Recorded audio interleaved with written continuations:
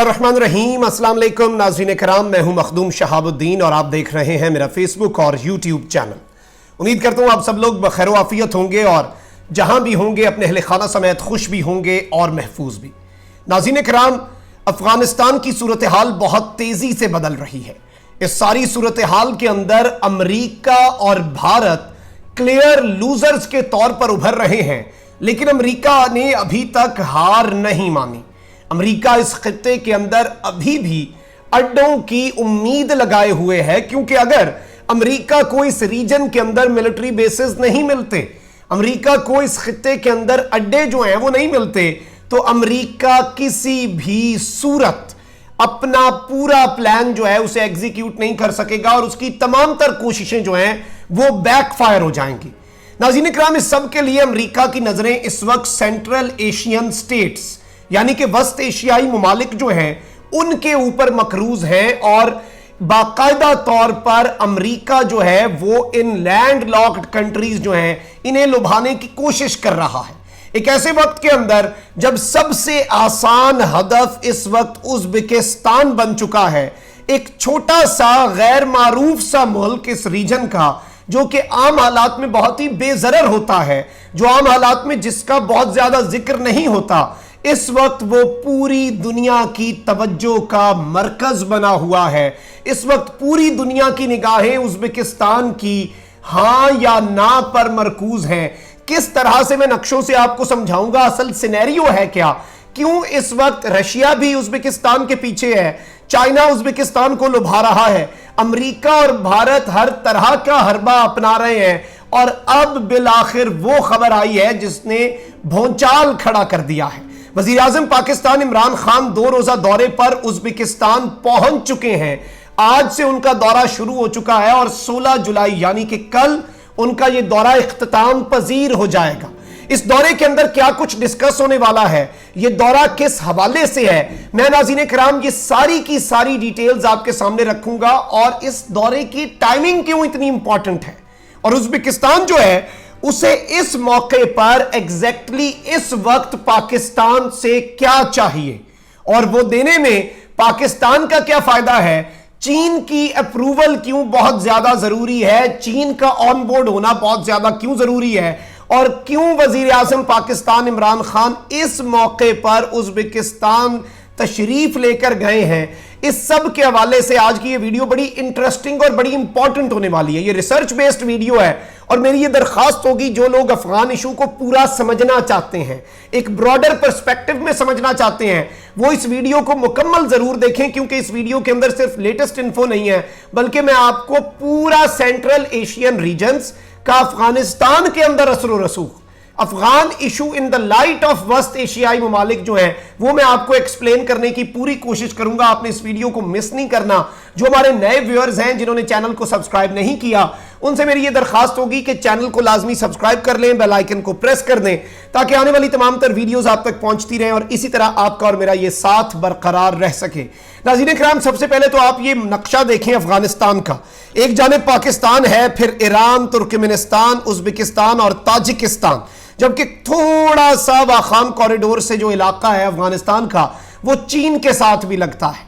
अब इस सब के अंदर 3 मुल्क हैं जो बड़े इंपॉर्टेंट हैं। तुर्कमेनिस्तान एक बड़ा इंपॉर्टेंट मुल्क है, उज़्बेकिस्तान और ताजिकिस्तान, यानी कि अगर आपको अड्डे चाहिए, अगर आपको अफगानिस्तान के किसी इमीडिएट नेबर के पास रहकर कार्रवाइयां करनी है, ईरान में तो अमेरिका बहादुर आएंगे नहीं, पाकिस्तान पहले एब्सोल्युटली नॉट कह चुका है, तो पीछे बचते हैं 3 कंट्रीज, उनमें है तुर्कमेनिस्तान, ताजिकिस्तान और उज़्बेकिस्तान। अब ये ममालिक करने क्या जा रहे हैं, इन ममालिक के हवाले से मामलात क्या हो रहे हैं, वो मैं आपको बता देता हूं। अड्डों से पहले अमेरिका इनसे ऑलरेडी एक फेवर भी मांग चुका है। वो फेवर क्या है वो मैं आपको बता देता हूं। The Biden administration asked 3 central Asian nations to temporarily house thousands of Afghans who worked with American forces and could be targeted by the Taliban.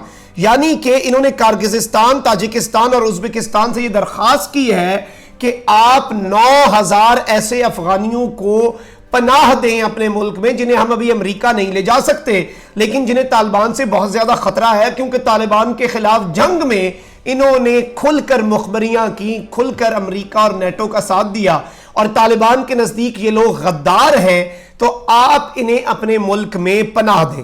अब इस सब के अंदर आलमी जरीदे जो हैं, दुनिया का सबसे क्रेडिबल जरीदा समझा जाता है बैनुल अक़वामी उमूर को लेकर फॉरेन पॉलिसी मैगजीन जो है, फॉरेन पॉलिसी नाज़रीन इकराम क्या लिख रहा है? The United States needs Central Asian partners to protect Afghanistan future, यानी कि अमेरिका जो है वो सेंट्रल एशियन अपने इत्तेहादियों की उसे जरूरत है कि वो अफगानिस्तान के फ्यूचर को प्रोटेक्ट कर सके। अब आप नीचे ये जो लाइन लिखी है वो देखें, ये बड़ी इंपॉर्टेंट है। Ambitious post withdrawal hopes cantt be achieved without basis near by, यानी अमेरिका का जो पोस्ट विड्रॉल होप्स थे कि यहां से विड्रॉ करने के बाद अमेरिका जो फायदे हासिल करना चाहता था वो नहीं हासिल हो सकते without having basis near by. Afghanistan के करीब अपने अड्डे बनाए बगैर वो हरगिज अमेरिका हासिल नहीं कर सकता। क्यों नहीं कर सकता? अमेरिका का पोस्ट विड्रॉल प्लान क्या था? अमेरिका अपना असला अफगानिस्तान में क्यों छोड़कर जा रहा है? अमेरिका चाहता था कि यहां पर खाना जंगी हो। जब यहां पर खाना जंगी होनी थी, अमेरिका ने यहां से उनके ऊपर कार्रवाइयां करनी थी पाकिस्तान में से, और फिर अशरफ गनी के ग्रुप को अमेरिका ने सपोर्ट करना था। तालिबान के ग्रुप को यह अमेरिका की अंडरस्टैंडिंग थी कि अमेरिका के मुखालफीन रशिया चाइना सपोर्ट कर सकते हैं। यहां पर खाना जंगी होती रहनी थी, यह खित्ता जो है एंगेज रहना था। चाइना और रशिया को अमेरिका ने यहां पर, जिसे आप कहते हैं, ध्यान लगाई रखना था, और इसके साथ साथ सीपैक जो है उसे सबूताज किया जा सकता था, क्योंकि दहशतगर्दी थी। दहशतगर्दी की लहर को रोकना तो फिर मुश्किल हो जाता है। तो ये एक बेसिक प्लान था, लेकिन अब ये जाहिर बात है एक एब्सोल्युटली नॉट से ये पूरा प्लान जो है ये धड़ा का धड़ा रह गया।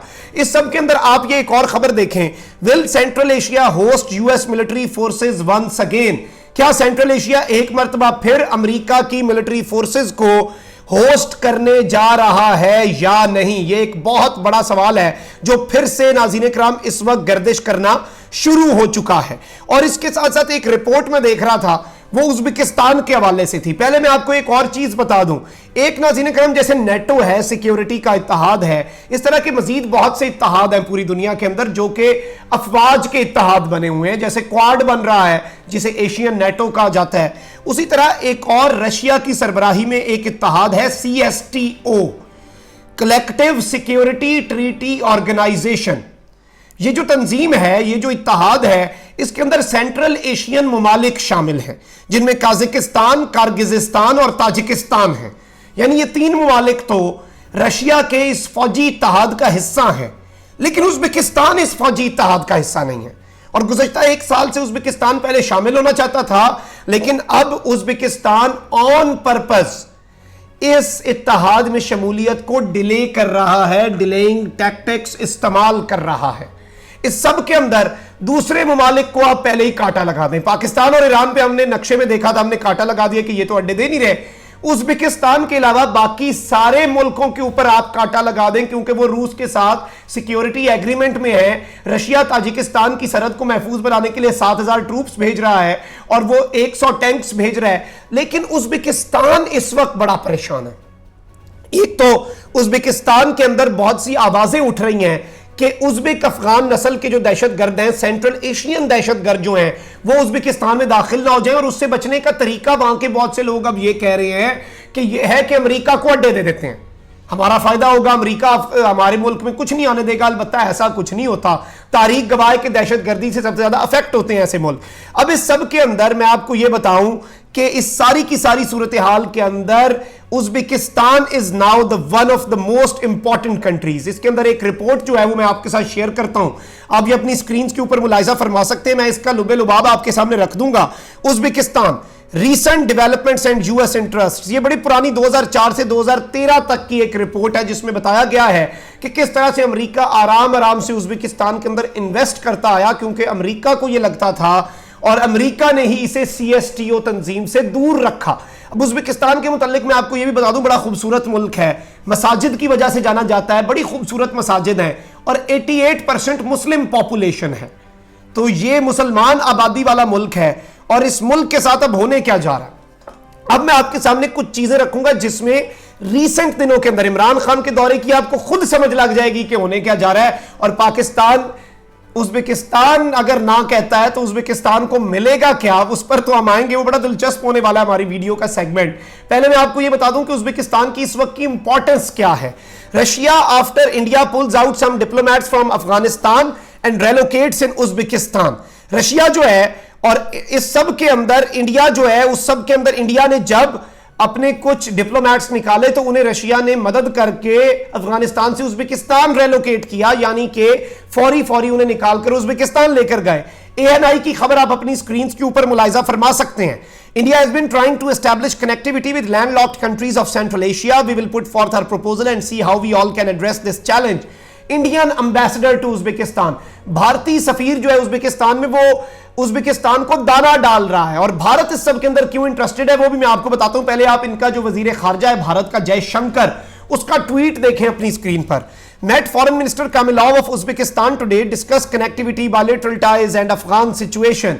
अब इस सब के अंदर अफगानिस्तान का जो सफीर भारत में मौजूद है वो ये कह चुका है, मैं इस पर एक्सक्लूसिव वीलॉग कर चुका हूं कि अगर तालिबान ने हमारे खिलाफ मजीद कार्रवाइयां की और हम हारने लगे तो हम भारत से मिलिट्री असिस्टेंस मांगेंगे।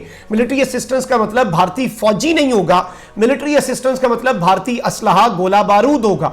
अब वो गोला बारूद, भारत का बॉर्डर तो लगता नहीं अफगानिस्तान के साथ, कहां से पहुंचेगा?